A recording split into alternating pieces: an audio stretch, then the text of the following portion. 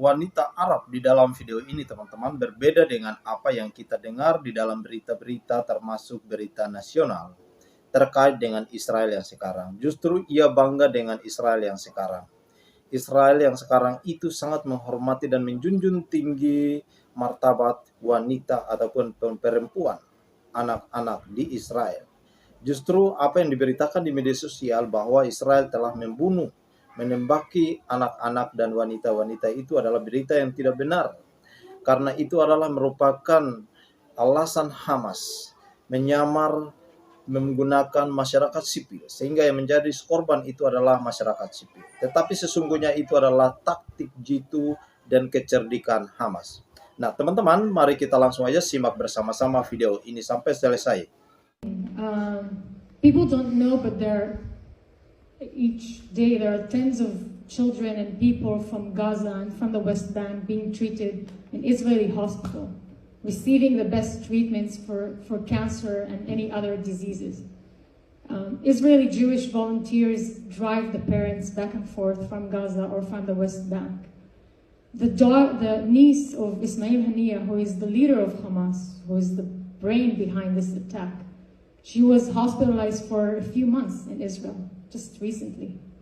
We give the best possible treatment for everyone.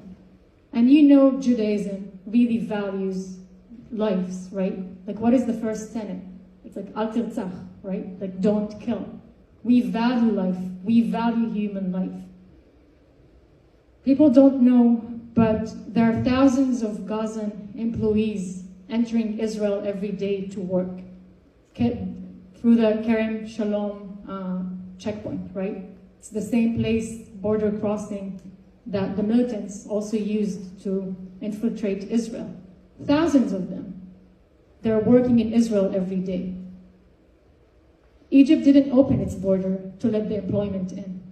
And they're calling Israel an apartheid. They're calling Israel making ethnic genocide. And this point is actually like puzzling for me, because 25% of the Israeli population is actually Arabs. Most of them are Muslims. More than 20% are Muslims. I'm one of them, right? And so and the Arabs in Israel are getting like equal rights, right? Like they're citizens for everything, getting welfare, education, healthcare, anything that a Jewish citizen would get. So how can we call this an apartheid or committing ethnical genocide? And just as a personal story about myself, my mother, I was born to a Bedouin family. Bedouins are nomadic Arabs. Only 3% of them finish high school. My mother is penniless and illiterate. She doesn't know reading and writing because her parents didn't believe that women have the right to go to school. They should be on the fields and herd the sheep. Israel, after it was founded, it forced all children to go to school. It's like mandatory. And it couldn't stand that there are girls who are not getting educated. So they forced them. They literally went to my grandparents' house and forced them to send the girls to school. This is why my only two younger aunts know reading and writing. If not Israel today, probably I wouldn't be alive, because I also got death threats from my uncles,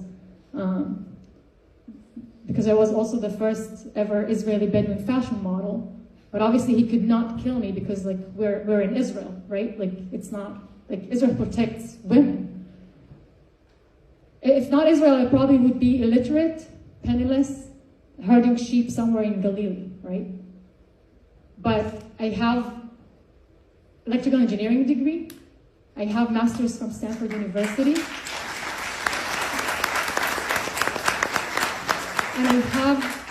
And I have my rights to live my life the way that I wanted to live them, right? Israel, my mother was a single mom. I have 9 siblings. It's a very long story, from the same dad. And we lived on welfare. Israel gave us everything that it could give us, even though we were Arabs. And people are talking about apartheid and ethnical genocide. It just doesn't match the truth. It doesn't match the reality. They need to go and read the facts. And it's funny that sometimes it comes from intelligent students at elite universities saying this kind of nonsense. Thank you.